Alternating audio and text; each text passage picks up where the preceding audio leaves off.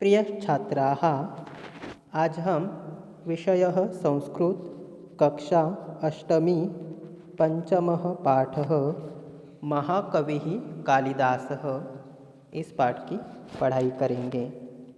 इसके पहले वीडियो में हमने इसी पाठ का जो प्रथम भाग है उसके बारे में पढ़ा था। उस प्रथम भाग में हमने 3 परिच्छेद की पढ़ाई की थी। अब हम इसके जो अंतिम चतुर्थ और पंचम परिच्छेद है उनके बारे में पढ़ाई करेंगे। मूढ़ः प्रसन्नः भूत्वा तान् अन्वगच्छन्।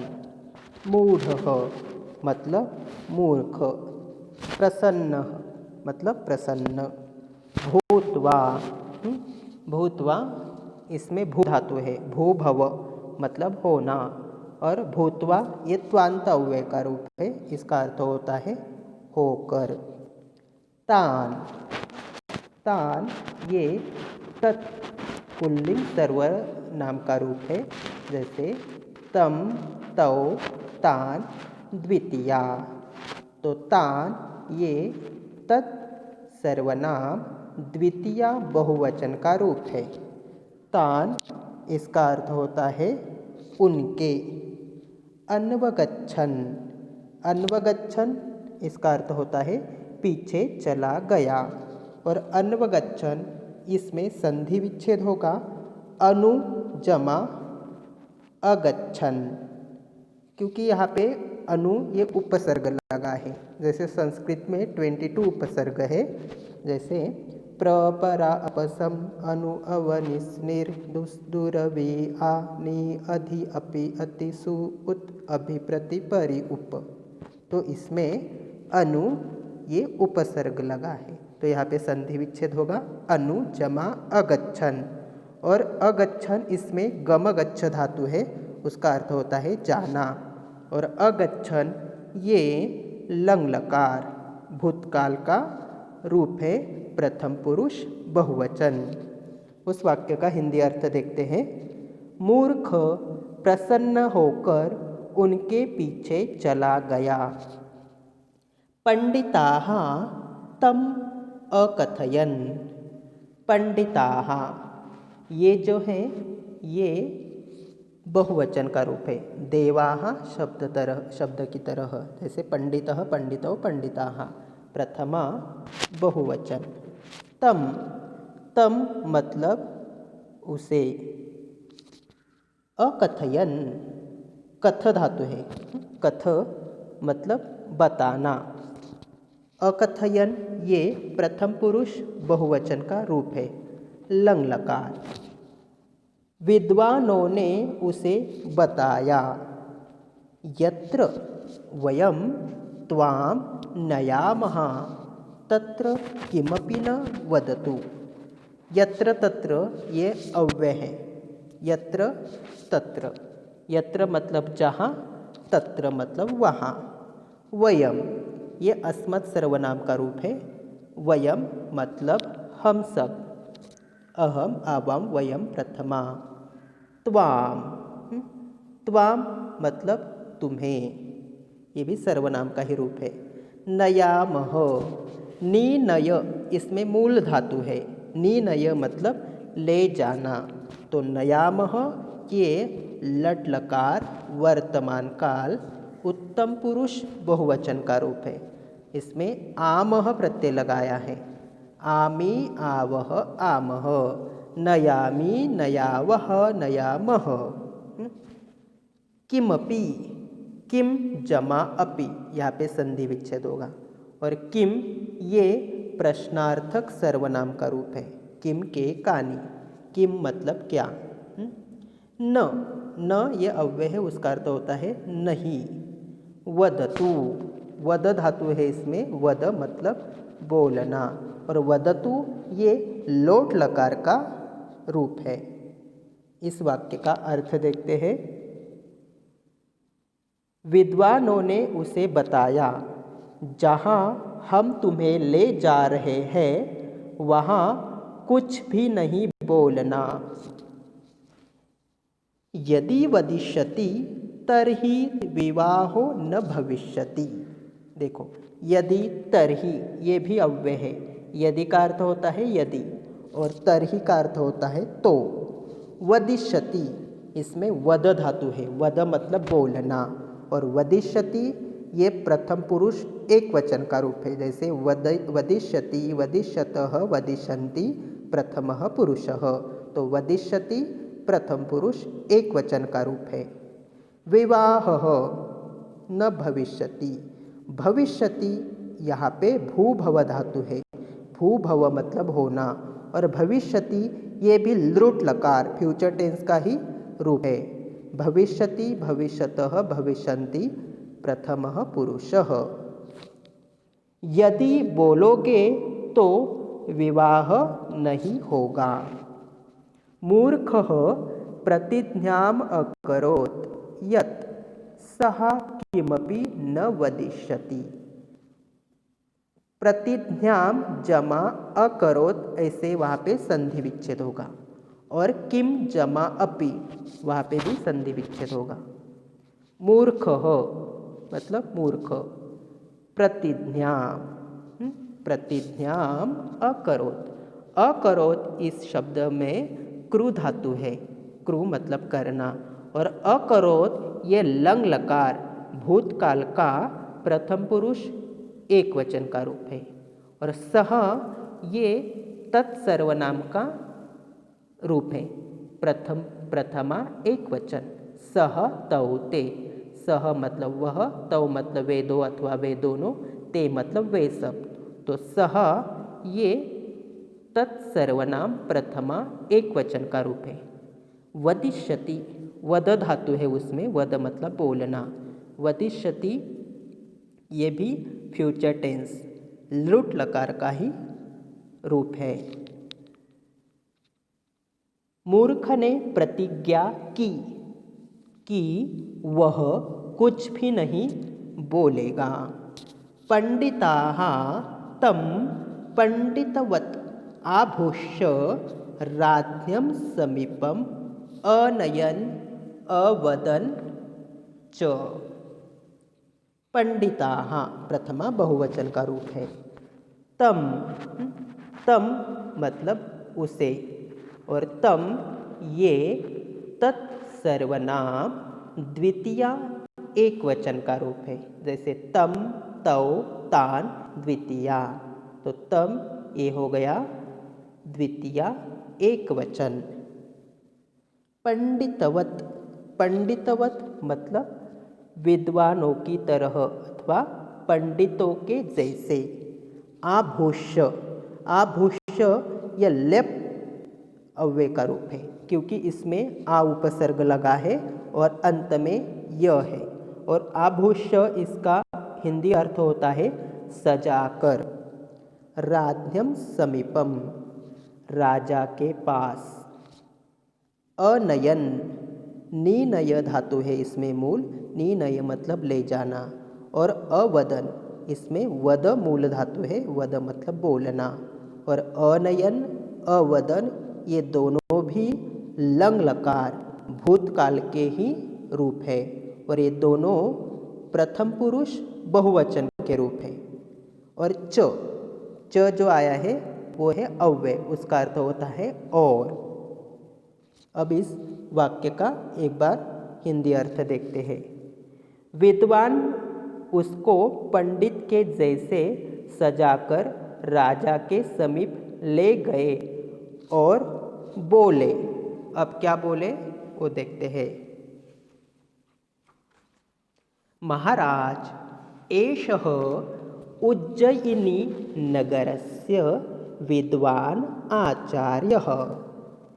हे महाराज, एषः, एषः मतलब यह, ये सर्वनाम का ही रूप है। यह उज्जयिनी ये इकारांत स्त्रीलिंग शब्द है, नदी की तरह। नगरस्य, नगरस्य षष्ठी एक वचन का रूप है। जैसे देवस्य, देवयोः, देवानां षष्ठी। विद्वान आचार्यः, विद्वान आचार्य एषः ये एतत् सर्वनाम पुल्लिंग का रूप है। एषः, एतौ, एते प्रथमा। तो एषः प्रथमा एक वचन का रूप हो गया। महाराज, यह उज्जयिनी नगर के विद्वान आचार्य है। अधुना मौन व्रतम आचरति। अधुना ये अव्यय है और उसका अर्थ होता है अब। मौन व्रतम मतलब मौन व्रत। आचरति, आ जमा चर, ऐसे यहाँ पे हम बोल सकते हैं। चर इसमें मूल धातु है। आचरति इसका हिंदी अर्थ होता है पालन करते हैं। और आचरति लट लकार वर्तमान काल प्रथम पुरुष एक वचन का रूप है। जैसे आचरति, आचरतः, आचरन्ति प्रथमः पुरुषः। अधुना मौन व्रतम आचरति। अब यह मौन व्रत का पालन करते हैं। एषः एव राजकुमार्या सह शास्त्रार्थे समर्थः। एषः एव मतलब यह ही राजकुमार्या सह। सह ये अव्यय है और उस अव्यय का अर्थ होता है साथ। और राजकुमार्या यहाँ पे तृतीया विभक्ति हमें दिखाई देती है। शास्त्रार्थे समर्थः मतलब शास्त्रार्थ में समर्थ है। पूरे वाक्य का हिंदी अर्थ देखते हैं। यह ही राजकुमारी के साथ शास्त्रार्थ में समर्थ है। परंतु एषः संकेतैः एव उत्तराणि दास्यति। परंतु एषः यह संकेतैः, संकेतैः मतलब इशारों के द्वारा। संकेतैः ये तृतीया बहुवचन का रूप है। जैसे देवेन, देवाभ्याम, देवैः तृतीया। तो संकेतैः तृतीया बहुवचन। और संकेतैः इसका हिंदी अर्थ मैंने आपको बताया था इशारों के द्वारा। एव इशारों के द्वारा ही उत्तराणि दास्यति। उत्तराणि प्रथमा द्वितीया एक वचन का रूप है। प्रथमा द्वितीया बहुवचन। जैसे वनम वने वनानि प्रथमा, वनम वने वनानि द्वितीया। तो उत्तराणि ये प्रथमा द्वितीया बहुवचन का रूप हो गया। और दास्यति, दास्यति इसमें मूल धातु है दा मतलब देना। और दास्यति यहाँ पे अंत में लृट लकार फ्यूचर टेंस भविष्यत काल का प्रत्यय लगा है स्यति। तो ये लृट लकार का रूप है भविष्यत काल का। दास्यति, दास्यतः, दास्यन्ति प्रथमः पुरुषः। तो दास्यति प्रथम पुरुष एक वचन का रूप हो गया। अब उसका हिंदी अर्थ हम देखते हैं। परंतु यह केवल इशारों में ही उत्तर देंगे। राजकुमारी इदं समयं स्वीकृतवान। राजकुमारी इकारांत स्त्रीलिंग शब्द है। इदम ये सर्वनाम का रूप है और इदम इसका अर्थ होता है यह। समयम, समयम इसका हिंदी अर्थ होता है शर्त। स्वीकृतवान मतलब स्वीकार कर ली। राजकुमारी ने यह शर्त स्वीकार कर ली। राजा प्रसन्नो अभवत्। अग्रिमदिने च राज्यसभाम् आहूतवान्। राजा प्रसन्न हो गया।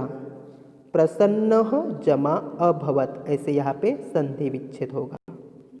प्रसन्नः जमा अभवत्, इसमें उत्व संधि हमें दिखाई देती है। और जो अवग्रह दिखता है यस की तरह, उसकी जगह पे हमेशा अ ह्रस्व स्वर आता है। तो प्रसन्नः जमा अभवत्, ऐसे वहाँ पे संधि विच्छेद होगा। और अभवत् इसमें भू भव धातु है।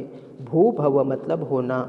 तो अभवत् ये लंग लकार भूतकाल का प्रथम पुरुष एक वचन का रूप हो गया। अग्रिम दिने मतलब दूसरे ही दिन अथवा अगले दिन।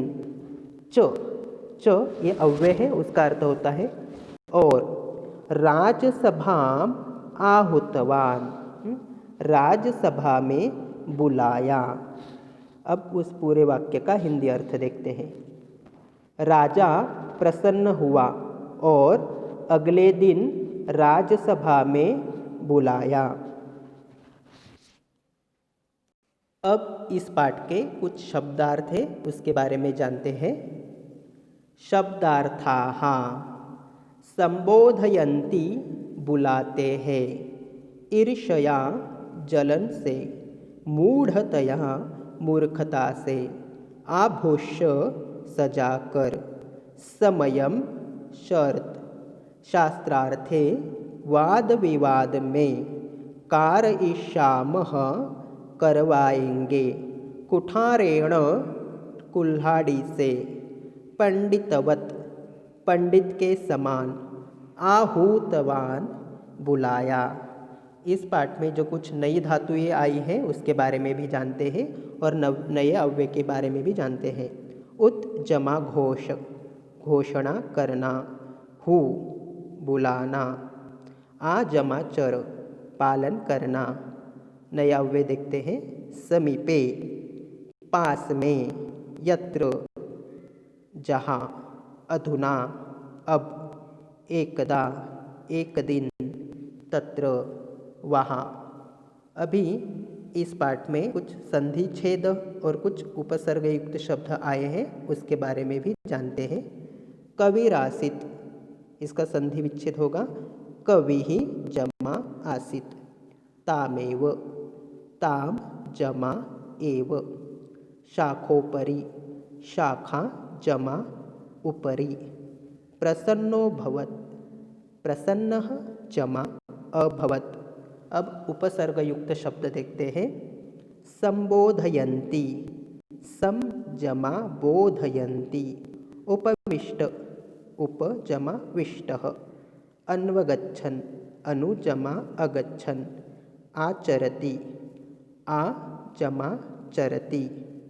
उद्घोषितवती, उत जमा घोषितवती। आगच्छ, आ जमा गच्छ। आभुष्य, आ जमा भुष्य। तो छात्रों, इस तरह हमने महाकवि कालिदास क इस भाग की हमने पढ़ाई की। उम्मीद करता हूँ कि यह पाठ आपको अच्छी तरह से समझ में आया होगा। धन्यवाद।